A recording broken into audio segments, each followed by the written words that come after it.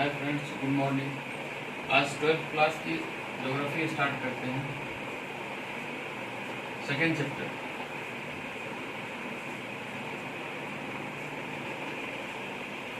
इसका जो टॉपिक है हेडलाइन है विश्व जनसंख्या।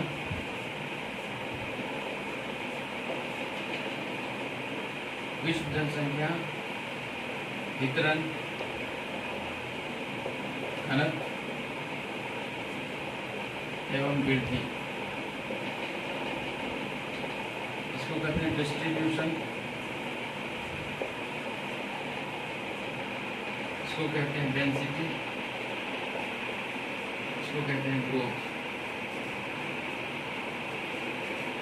देखना है विश्व जनसंख्या, विश्व की जनसंख्या हम पढ़ रहे हैं, भारत की नहीं, विश्व की पढ़ रहे हैं। पहले विश्व की जनसंख्या के बारे में पढ़ना है। वितरण, वितरण क्या? तो वितरण ये कि विश्व के जो विभिन्न देश हैं, Bharat, America, Britain, France, Russia, China, जो भी देश है, उसमें जनसंख्या का वितरण किस में ज़्यादा है, किस में कम है, उसके बाद किस में, बीच में कौन है, इस तरह से डिस्ट्रीब्यूशन किया गया है। उसके क्या रीजन है, ये जो वितरण है जनसंख्या का विभिन्न देशों के बीच में, उसके क्या रीजन है, ये पढ़ना है। दूसरा है कि घनत्व, डेंसिटी। घनत्व किसे कहते हैं कि किसी प्रति वर्ग किलोमीटर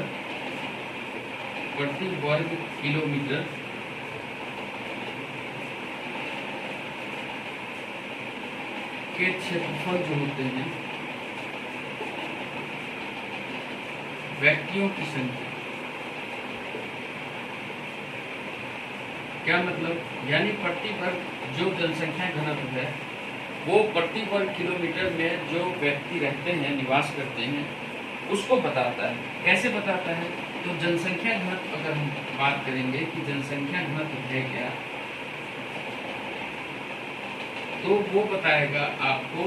देखिए इसमें इम्पोर्टेंट क्या है, इसमें इम्पोर्टेंट है प्रति वर्ग क्षेत्रफल, प्रति वर्ग किलोमीटर क्षेत्रफल। ये इम्पोर्टेंट है, ना कि व्यक्ति, क्योंकि प्रति वर्ग किलोमीटर ये फिक्स है, व्यक्ति तो बदलते रहेंगे। व्यक्ति किसी में 200 होंगे, घनत्व कहीं किसी जगह का 200 होगा, किसी का 50 होगा, किसी का 5 होगा, वो बदलता रहेगा, व्यक्ति बदलता रहेगा। जो इम्पोर्टेंट होते हैं उसको क्षेत्रफल, उसको बेस मानते हैं, जिससे तुलना की गई है क्षेत्रफल और उस जगह की कुल जनसंख्या। तो टोटल जनसंख्या,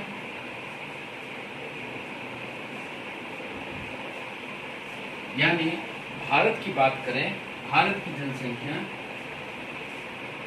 जनसंख्या अगर पूछ रहा हो मुझसे, तो भारत की जनसंख्या कैसे निकालेंगे? भारत का कुल क्षेत्रफल 32.8 लाख वर्ग किलोमीटर और कुल पॉपुलेशन 2011 की जो पॉपुलेशन है वो 121 करोड़ लगभग के आसपास है। जब इसको डिवाइड करेंगे तो भारत का घनत्व निकल आएगा। वृद्धि की बात करते हैं। जो वृद्धि है वो वृद्धि ये बताता है कि जनसंख्या वृद्धि क्या है। तो अगर पूछे जनसंख्या वृद्धि क्या है, ये बताने किसी निश्चित समय में, किसी निश्चित समय अंतराल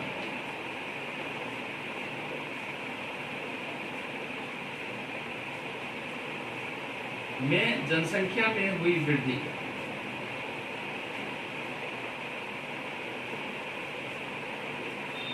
अब किसी निश्चित समय अंतराल में, ये निश्चित है, समय अंतराल क्या हो, निश्चित हो। ये निश्चित क्या है? प्रायः या अमूमन 10 वर्ष होते हैं, ठीक है। इस बीच में जो जनसंख्या में बदलाव होता है उसको हम जनसंख्या वृद्धि करते हैं।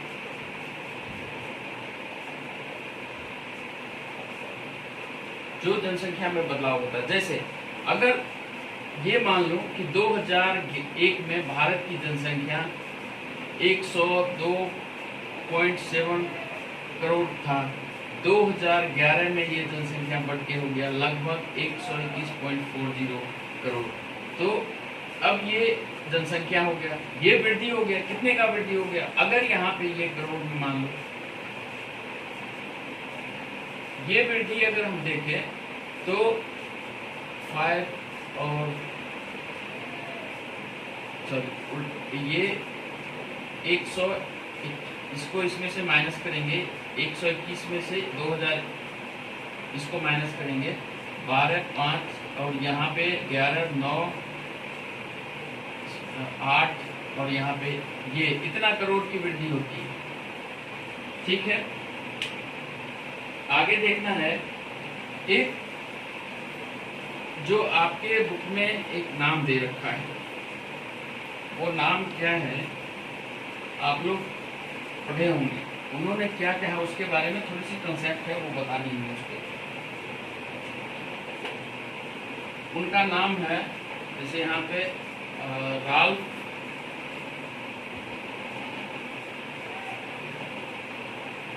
Waldo immersion. ये बेसिकली अमेरिका से हैं। अमेरिका में इन्होंने जो नव जागरण का है वो काम उन्होंने, उसमें बहुत योगदान है इनका। इन्होंने कहा है कि किसी देश को उसके यहाँ उस देश में मौजूद स्वर्ण से नहीं पहचानते। स्वर्ण मतलब सोना, नहीं पहचानते,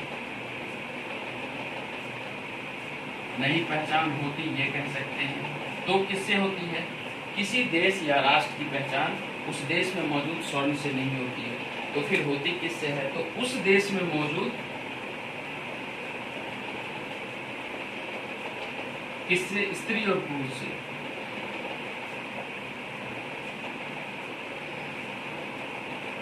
इनका ये कंसेप्ट है। अब ये कंसेप्ट क्या दे गया? अब ये कंसेप्ट दे गया, अगर किसी राष्ट्र की पहचान वहां स्त्री और पुरुष से होता है, तो किसी भी देश के लिए, किसी भी देश के लिए महत्वपूर्ण क्या है? किसी भी देश के लिए महत्वपूर्ण क्या है? उस देश में मौजूद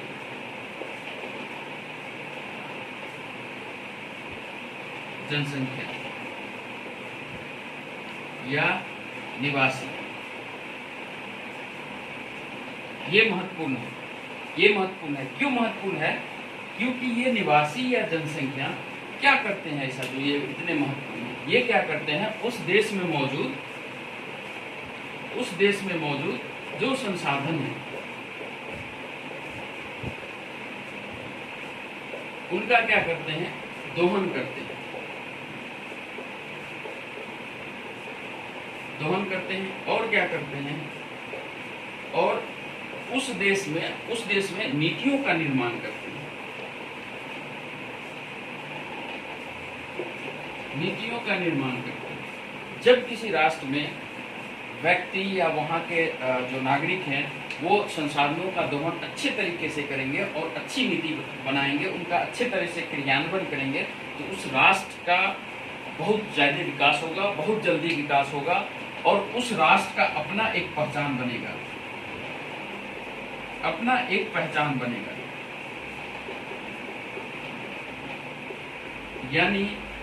यानी यहीं पे समझना है कि किसी भी राष्ट्र के पहचान में सबसे महत्वपूर्ण योगदान किसका होता है? महत्वपूर्ण योगदान किसका होता है? नागरिक का, उस देश में मौजूद नागरिक का।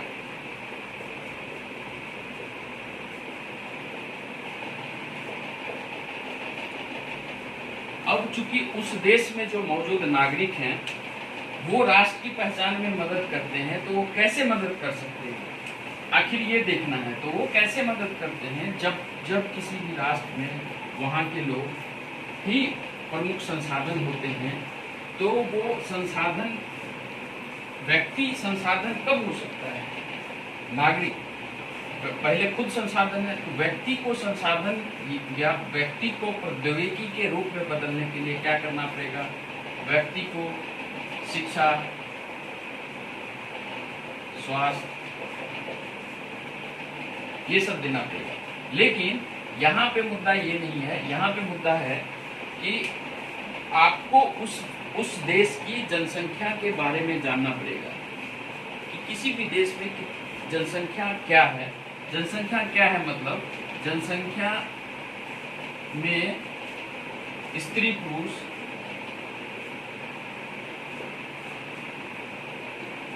बच्चों का जन्म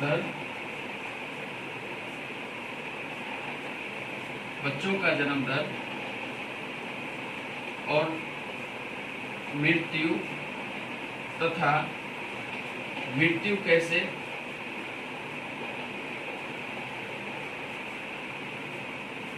ये सब चीज जानना होता है। ये जानने के लिए ही आज शिक्षा, रोजगार, ये सब भी आप समझ सकते हैं। ये जानने के लिए ही ये टॉपिक पढ़ना है। ठीक, इस टॉपिक में जो आगे बात है, जनसंख्या वितरण के प्रारूप, ये बात समझनी है। जनसंख्या वितरण के प्रारूप, तो जनसंख्या वितरण के क्या प्रारूप? विश्व में जनसंख्या वितरण के क्या प्रारूप?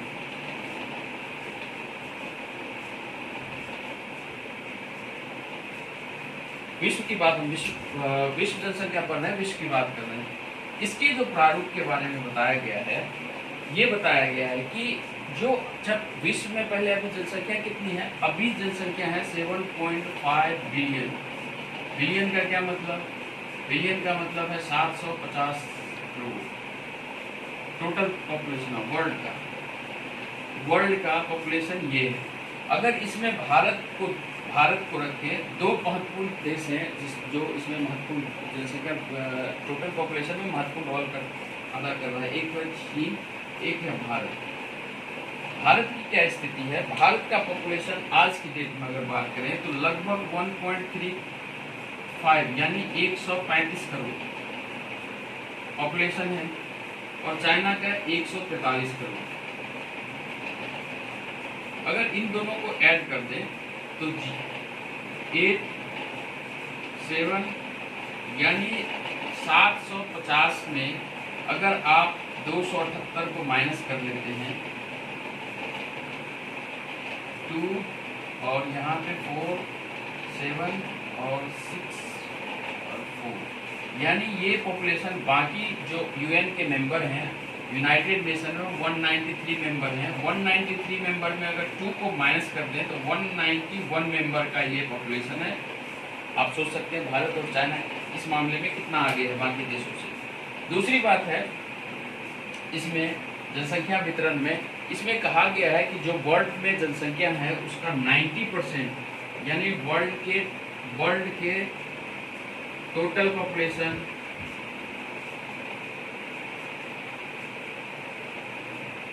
का 90% वो निवास करता है केवल 10% क्षेत्रफल पे, भू क्षेत्रफल पे। विश्व के भू क्षेत्रफल जो है उसका 10%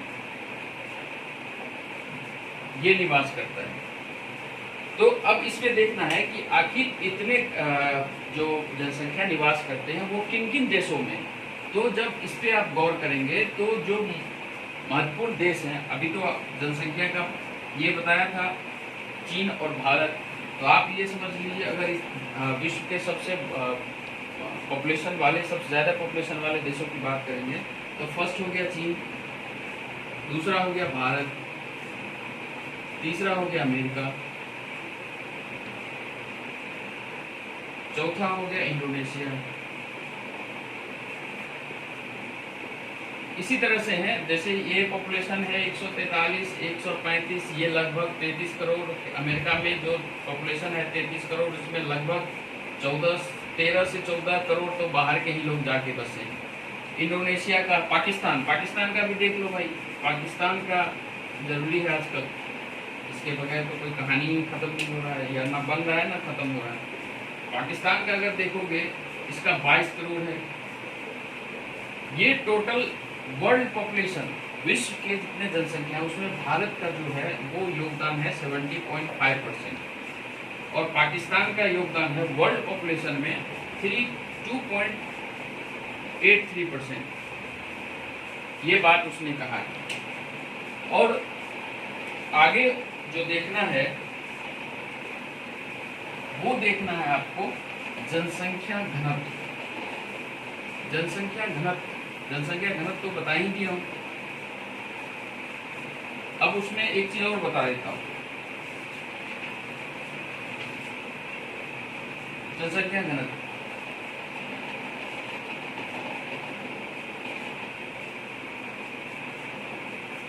जनसंख्या घनत्व के बारे में बताया था अभी स्टार्टिंग में। किसी क्षेत्रफल पर प्रति इकाई वर्ग किलोमीटर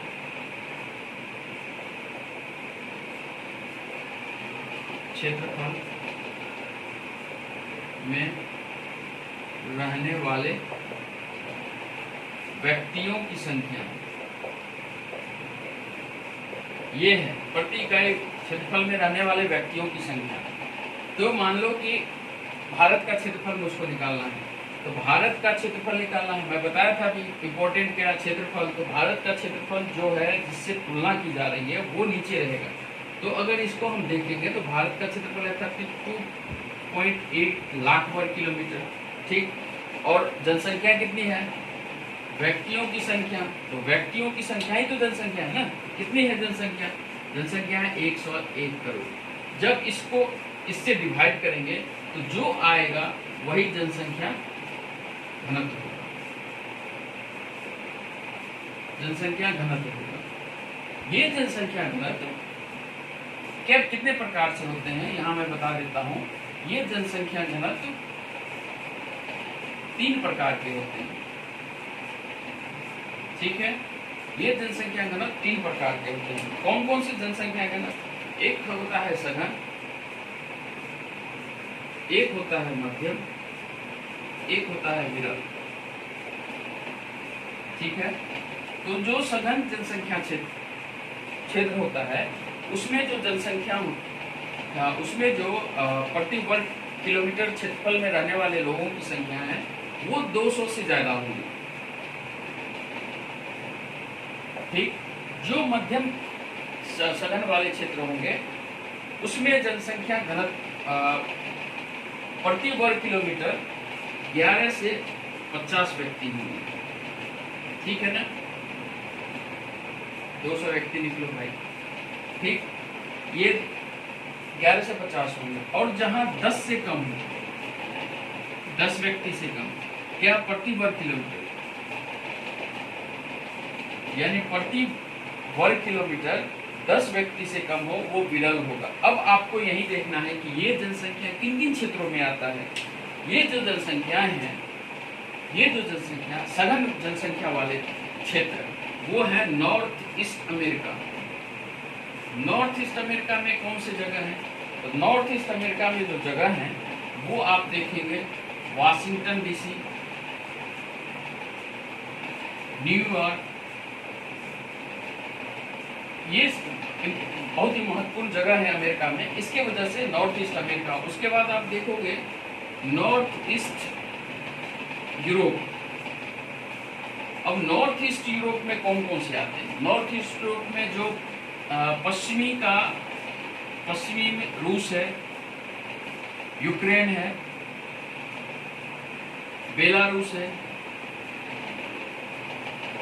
इस तरह के जो कंट्री हैं वो आते हैं। और कौन कौन से आते हैं, एक तो दक्षिणी एशिया हो गया, एक हो गया दक्षिणी पूर्वी एशिया हो गया। ये जो इंडोनेशिया है ना ये दक्षिणी पूर्वी एशिया में है, और दक्षिणी एशिया में भारत है, और पूर्वी एशिया में चाइना है, ठीक है। ये आप समझ लेना, ये है। और उसके बाद आते हैं मध्यम जनसंख्या वाले जो क्षेत्र हैं, ये क्षेत्र आते हैं, जैसे आप अफ्रीका में देखोगे बहुत सारे कंट्री हैं, ठीक। या जैसे आइसलैंड हो गया, आइसलैंड वो आइसलैंड नहीं, द्वीपीय देश जो होते हैं, द्वीप वाले देश जो होते हैं। अब है विरल की जो बात है वो आप देखोगे कि नॉर्थ और साउथ पोल से लगा हुआ, जैसे आइसलैंड हो गया, आइसलैंड की जनसंख्या घनत्व क्या है, ये 4.4 व्यक्ति पर वर्ग किलोमीटर। जैसे आप देखोगे मंगोलिया। मंगोलिया का क्या, विश्व में सबसे ज्यादा जनसंख्या घनत्व वाला देश है मंगोलिया। यहाँ 2 व्यक्ति प्रति वर्ग किलोमीटर से भी कम है। यहाँ ये था कि विश्व में सबसे कम जनसंख्या घनत्व वाला, सबसे कम जनसंख्या घनत्व वाला देश कौन सा है? ये सबसे ज्यादा कम घनत्व वाला जनसंख्या है, 2 व्यक्ति प्रति वर्ग किलोमीटर से भी कम है। उसके बाद ऑस्ट्रेलिया भी है, वहाँ भी जनसंख्या कम है, जनसंख्या घनत्व कम है। तो आइसलैंड को भी आप देखना, और आइलैंड जो द्वीपीय देश है, आइलैंड द्वीपीय देश में और आइसलैंड है, दोनों में अंतर है, आप समझ लेना क्या अंतर है। तो जनसंख्या घनत्व हमने देख लिया। अब आगे जो देखना है वो देखना है हमें कि जो जनसंख्या वितरण है उसको प्रभावित करने वाले कारक कौन कौन से हैं। ठीक है, तो जनसंख्या वितरण को कौन प्रभावित करता है? सबसे पहला जो प्रभाव पड़ता है जनसंख्या वितरण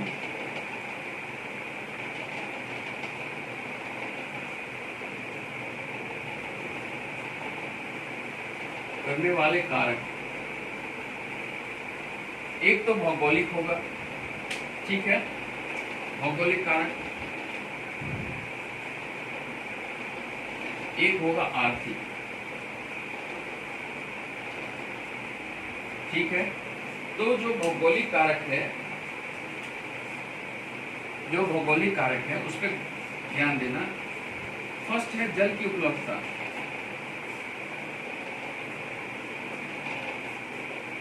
जल की उपलब्धता क्या, जैसे हिस्ट्री में आपने पढ़ा होगा, फर्स्ट बुक में जब आप हड़प्पा काल पढ़ते होंगे, तो सिंधु नदी के किनारे उस सभ्यता का विकास हुआ, सिंधु सभ्यता। तो सिंधु नदी के किनारे आखिर जल की उपलब्धता से क्या फायदा? तो जल जहां उपलब्ध हो वहां तो सबसे महत्वपूर्ण होता है कि पीने के लिए जल, सिंचाई के लिए, है ना, उसी तरह से व्यापार के लिए नहर रहे, नदी रहे तो व्यापार भी तो क्या रहता है, ये इंपॉर्टेंट, ये मायने, बाकी और भी चीज करते हैं लोग। दूसरा जो रीजन है वो है मान लो जलवायु। किसी क्षेत्र की जलवायु अगर सुगम है, मतलब रहने लायक हो, तो वहाँ जनसंख्या का घनत्व रहेगा। और जिस क्षेत्र की जलवायु अनुकूल ना हो, वहाँ जनसंख्या घनत्व कम होगा या विरल होगा या नहीं भी होगा। जैसे आप ये देख लो, साउथ पोल या north pole and south pole, यहाँ जनसंख्या विरल है। जैसे अभी देखा था मरुस्थलीय में, देख लो, थार ही देख लो, भारत का थार इस तरह से है, या ठंडे मरुस्थल आप अटाकामा, वहां भी देख लो, जनसंख्या जलवायु का इफेक्ट है जनसंख्या पे। तीसरा है वो है मृदा। मान लो मृदा का क्या इंपॉर्टेंट रोल होता है। मृदा अगर जहाँ उपजाऊ हो ना, वहां की जनसंख्या घनत्व बढ़ती है। कैसे? जैसे जलोढ़ मृदा गंगा नदी के द्वारा लाई जाती है, तो गंगा नदी के द्वारा जब जलोढ़ मृदा लाई जाती है, ये नई मृदा है। नई मृदा क्या है? उपजाऊ होता है। जब ये उपजाऊ होता है तो खाद्यान्न की प्रॉब्लम नहीं है, खाद्यान्न की उपलब्धता सुनिश्चित हो जाती है। जब खाद्यान्न की उपलब्धता सुनिश्चित होगी तो लोग यहाँ बसना शुरू करेंगे, ठीक है। उसके बाद है भू आकृति। भू आकृति का क्या मतलब? भू आकृति का मतलब होता है एक प्लेन, मैदानी भाग, ठीक, मैदानी भाग मान लो। फिर है पहाड़ी, पठारी, ये सारे भू आकृति हैं। तो जो मैदानी भाग होते हैं वहां पे क्या होता है? खेती करना आसान होता है, सड़क बनाना आसान है, रेलवे बनाना, यातायात, औद्योगिक लगाना आसान होता है। तो मैदानी भाग में हमेशा सघन जनसंख्या मिलेंगे पहाड़ी भाग और पठारी भाग में चूंकि प्रॉब्लम है लोगों को, इन क्षेत्रों में रहना दुर्गम क्षेत्र कहलाते हैं ना, तो इसलिए यहाँ पे जनसंख्या वितरण प्रभाव पड़ता है और कम जनसंख्या होते हैं। आर्थिक क्षेत्रों की बात करें तो जिस क्षेत्रों में खनिज हो, जहाँ खनिज होता है वहाँ पे क्या होते हैं, उद्योग लगते हैं, और जब उद्योग लगते हैं तो लोगों को दो तरह के रोजगार मिलते हैं, ठीक है।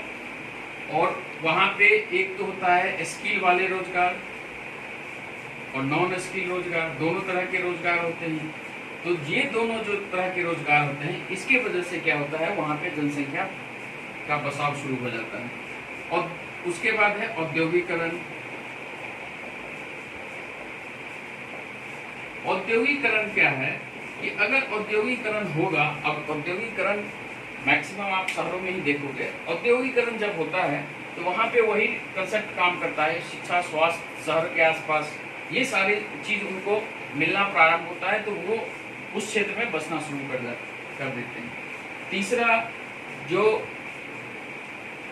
नगरीकरण, मान लो नगर, तो नगर में लोग क्यों बसते हैं, नगर में क्यों लोग बसते हैं, नगर में सुविधाएं होती है सरकार के द्वारा, जो ऑथराइज खोली है उसमें सुविधा दी जाती है सरकार के द्वारा, तो उस सुविधा की वजह से लोग नगर के आसपास या नगरों में बसना प्रारंभ करते हैं।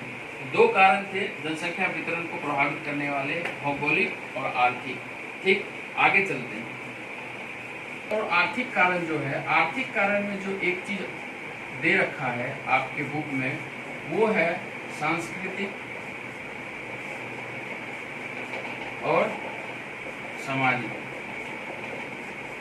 ये क्या, तो सांस्कृतिक आप देखे होंगे, इसको बस आपको ऐसे समझ लेना है कि जैसे आपने हिस्ट्री में पढ़ा होगा कि एंशियंट टाइम में जो था, कुछ ऐसे जगह थे जो बहुत ही तीर्थ यात्रा या धर्म के नाम पे या धर्म से जुड़े जगह थे, तो वहाँ पे लोग जाते आते रहे। जैसे आप देखे होंगे मथुरा, उज्जैन, हरिद्वार, इस तरह के जो जगह हैं वहाँ पे लोग जाते आते थे, ये सांस्कृतिक जगह थे, ये जाते आते थे, इसलिए यहाँ पे ये इनका बसाव शुरू हुआ था। और तो और आप ये भी देखेंगे कि इन जगहों पे जो लोग गए हैं, है ना, आज भी लोग जा रहे हैं, ऐसी बात नहीं उस समय ही गए, आज भी ये है। ठीक, आगे का जो टॉपिक है वो है जनसंख्या वृद्धि।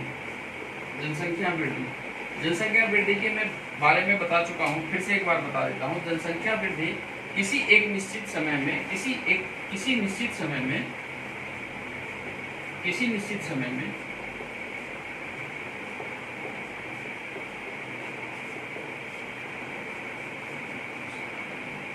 जनसंख्या